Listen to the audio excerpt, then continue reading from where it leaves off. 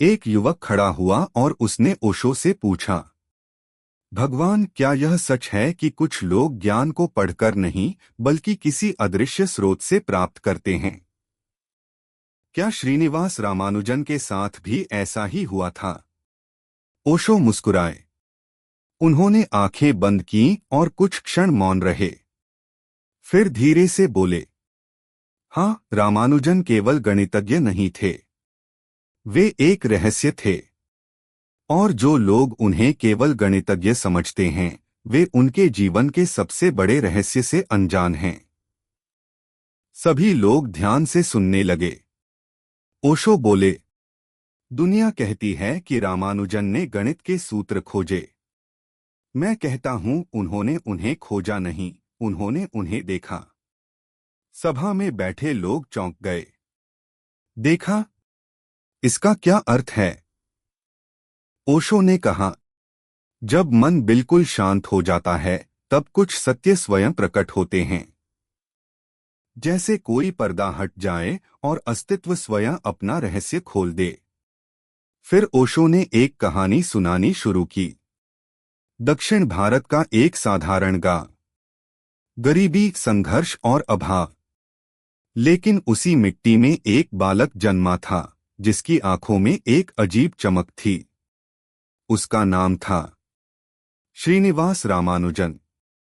घर में धन नहीं था, किताबें कम थीं, सुविधाएं नहीं थीं, लेकिन उसके भीतर एक ऐसी प्यास थी जिसे कोई समझ नहीं पाता था। जब दूसरे बच्चे खेलते थे, रामानुजन संख्याओं में खो जाते थे। लोग उन्हें अजीब समझते थे, लेकिन उन्हें परवाह नहीं थी, क्योंकि उनके लिए संख्याएं केवल अंक नहीं थीं, वे जीवित थीं। उनमें संगीत था, उनमें सौंदर्य था। एक दिन उनकी मां ने देखा कि रामानुजन रात के समय अचानक उठ बैठे हैं। उनके चेहरे पर आश्चर्य था। वे जल्दी जल्दी कुछ लिख रहे थे। मां ने पूछा, बेटा, इतनी रात को क्या कर रहे हो? रामानुजन ने धीरे से कहा, मां, देवी नमगिरी ने मुझे यह सूत्र दिखाया है। अगर अभी नहीं लिखूंगा तो सुबह तक भूल जाऊंगा। मां आश्चर्य में पड़ गईं। लेकिन यह पहली बार नहीं था। ऐसा कई बार हुआ। रात के सन्नाटे में कोई अदृश्य प्रेरणा आती और रामानुजन उठकर कागज पर ऐसे सूत्र लिख देते जिन्हें दुनिया के महान गणितज्ञ भी देखकर हैरान रह जाते। ओशो बोले, ध्यान से सुनो। यह कहानी केवल रामानुजन की नहीं है। यह हर उस व्यक्ति की कहानी है जिसने अपने भीतर के मौन को छुआ है। जब मन विचारों से मुक्त होता है, तब सत्य दस्तक देता है। और जब सत्य आता है तो वह किताबों से नहीं आता, वह भीतर से आता है। सभा में बैठे एक प्रोफेसर ने पूछा, भगवान, क्या आप कहना चाहते हैं कि गणित कोई आध्यात्मिक अनुभव हो सकता है? ओशो हंस पड़े। उन्होंने कहा, क्यों नहीं? कविता, संगीत, विज्ञान, गणित, ये सब केवल अलग अलग दरवाजे हैं, लेकिन मंजिल एक ही है, सत्य। फिर ओशो ने एक ऐसी बात कही जिसने पूरी सभा को मौन कर दिया। उन्होंने कहा, रामानुजन की सबसे बड़ी प्रतिभा उनका गणित नहीं था। उनकी सबसे बड़ी प्रतिभा थी उनका समर्पण।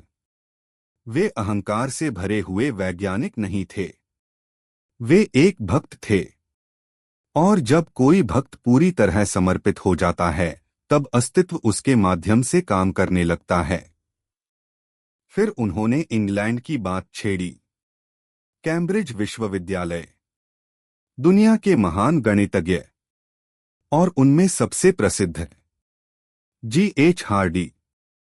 जब हार्डी ने रामानुजन की नोटबुक देखी तो वे स्तब्ध रह गए। उन्होंने कहा, या तो यह व्यक्ति पागल है या फिर एक महान प्रतिभा। लेकिन हार्डी भी एक बात समझ नहीं पाए।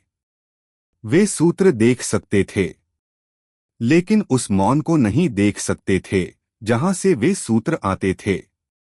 ओशो बोले, विज्ञान परिणाम को देखता है, ध्यान स्रोत को देखता है। हार्डी परिणाम को देख रहे थे, रामानुजन स्रोत को महसूस कर रहे थे। फिर एक युवक ने पूछा, भगवान, क्या देवी सचमुच उन्हें सूत्र देती थीं? ओशो मुस्कुराए।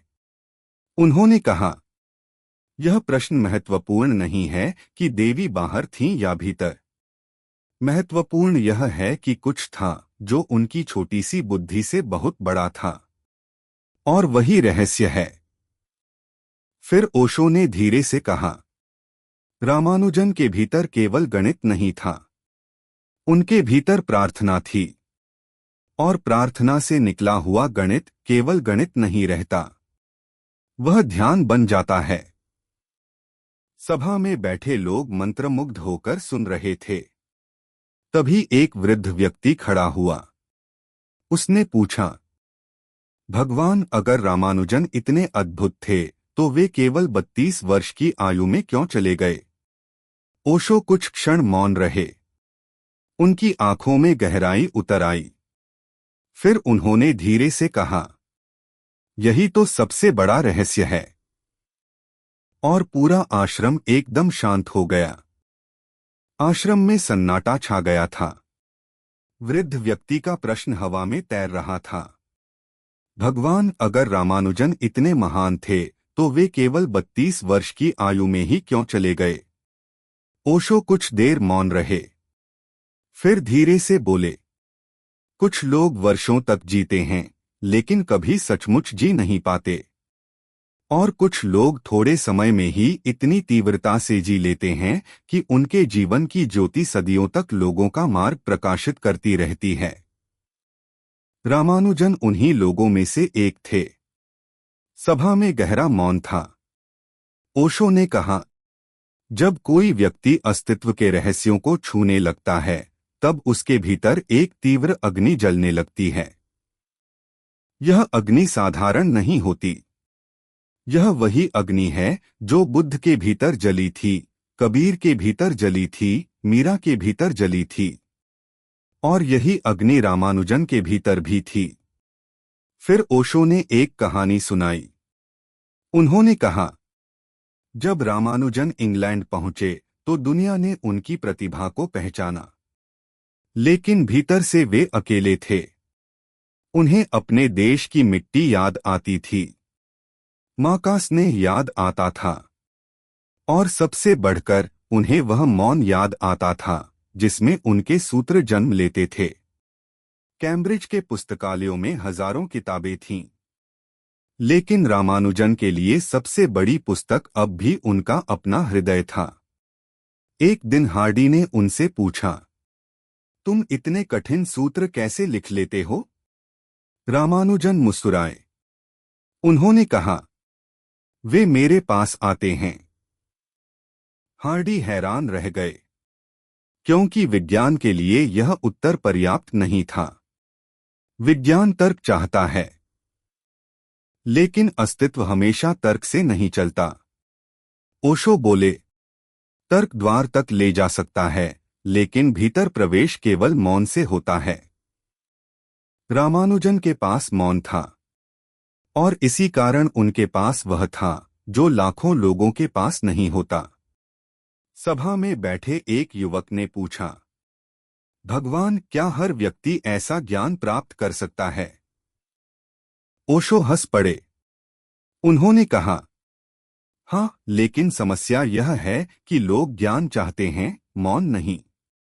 वे सफलता चाहते हैं, समर्पण नहीं। वे परिणाम चाहते हैं, ध्यान नहीं। और इसी कारण वे अपने भीतर छिपे खजाने को कभी नहीं खोज पाते। फिर ओशो अचानक गंभीर हो गए। उन्होंने कहा, रामानुजन की सबसे बड़ी खोज कोई गणितीय सूत्र नहीं थी। उनकी सबसे बड़ी खोज यह थी कि मनुष्य के भीतर एक ऐसा स्रोत है जो सीमित बुद्धि से कहीं बड़ा है। जब मन शांत हो जाता है तब अस्तित्व बोलने लगता है। फिर उन्होंने एक गहरी बात कही। रामानुजन की नोटबुक केवल गणित नहीं थी, वे एक प्रार्थना थीं। उनके सूत्र केवल संख्याएं नहीं थे, वे अस्तित्व के संगीत की झलक थे। धीरे धीरे सूर्य अस्त होने लगा, आकाश सुनहरा हो गया, और तभी ओशो ने अंतिम रहस्य प्रकट किया।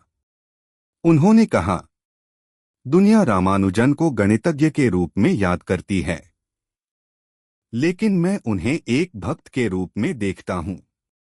एक ऐसा भक्त जिसने संख्याओं में भी भगवान को खोज लिया, जिसने गणित को भी ध्यान बना दिया।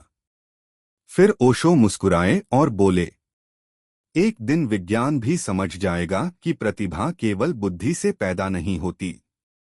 उसके पीछे एक गहरा मौन, एक अदृश्य रहस्य और एक दिव्य स्रोत काम करता है।